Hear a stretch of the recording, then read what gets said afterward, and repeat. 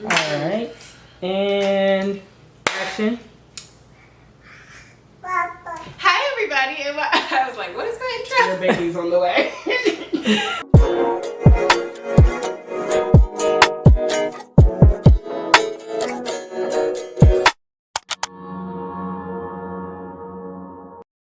Hi everybody and welcome to or back to my channel. My name is Crystal Bay and today, girl, it's been a long time, but we gotta do a little marriage recap. I did what I learned in the first and second years.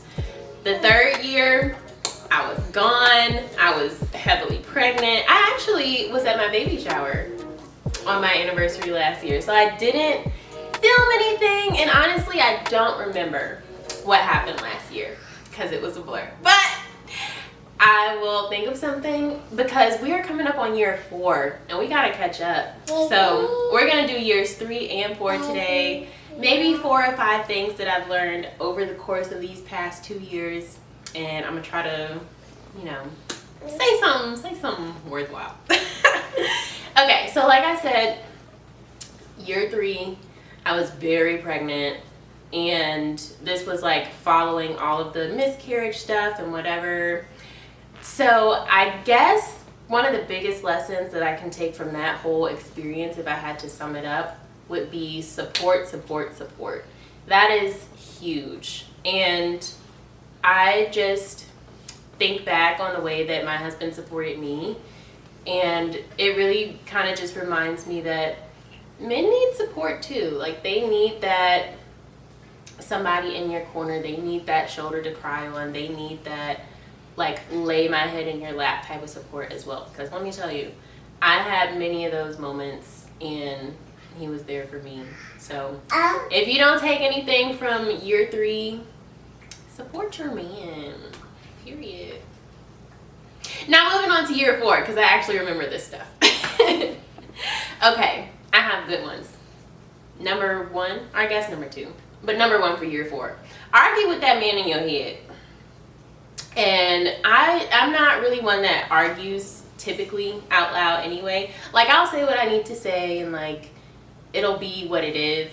But I'm not gonna be like screaming, arguing, bringing up all these points of like, and you did this, this, this, and this, blah, blah, blah, blah. And sometimes in the past I've found that, because my husband is really good at that. Like, he can remember, oh, you did this, you did that, blah, blah, blah, blah, blah, and have like this whole list. And then when I want to say something back, I'm just like, I know you did something, but like, you know. So I find it best to just kind of talk to God about those things when I remember them, because, you know, you always remember stuff after the argument anyway. And so I just talk to God about those things, and I'd be like, yeah, and then he did this, this, this, and this. And I couldn't think of it at the time, but you know he did it. I know he did it. I was trying to make a point, but I didn't have points to back up my point. And so then it was looking like I was just you know what I'm saying? So sometimes you just got to argue with that man in your head and be humble. And that doesn't mean like not stand up for yourself, but it isn't worth it a lot of the time, because one of my other points, and that brings me to number 2, sometimes it's better to be humble than to be right. If you're working toward like oneness, and if you're working toward being a unit and being whole, sometimes being right just isn't worth it. A lot of the time being right isn't worth it, because then you kind of get into that keeping record of wrongs thing, like how I was talking about, and that's point number 3, because something that I've really had to learn and practice is that love keeps no record of wrongs. And it really actually hurts when your partner goes down this list of like, oh, and you did this, this, this, and this. And it's like, okay, you did this, this, this, and this as well. But why are we keeping score, right? So number 3, don't keep no record of that stuff, because then you get into resentment, you get into bitterness, you get into, it's harder to forgive that way when you're constantly like meditating on all of those things. So I guess that's like a 3 in 1 point, but 1, 2, and 3, argue with that man in your head. It's better to be humble than to be right sometimes, and love keeps no record of wrongs. And then this is like a hot take for me, because, well, this may not be a hot take for you, but this is what hot take for me is, that men enjoy acts of service. Some people, you know, you have like your 5 love languages, and some people enjoy like gift giving. Some people enjoy words of affirmation, physical touch, blah, blah, blah. But I really learned in this past year that men appreciate acts of service.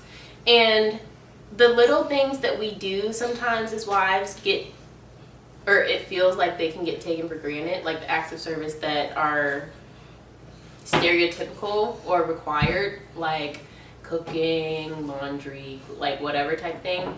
But really kind of thinking outside the box and being like, what need am I seeing that I can fill with an act of service today to let them know that I'm thinking about them or that I love them or whatever. And they really appreciate that, because sometimes the typical stuff kind of gets to become an expectation, or it gets to become a part of your routine or mundane or whatever.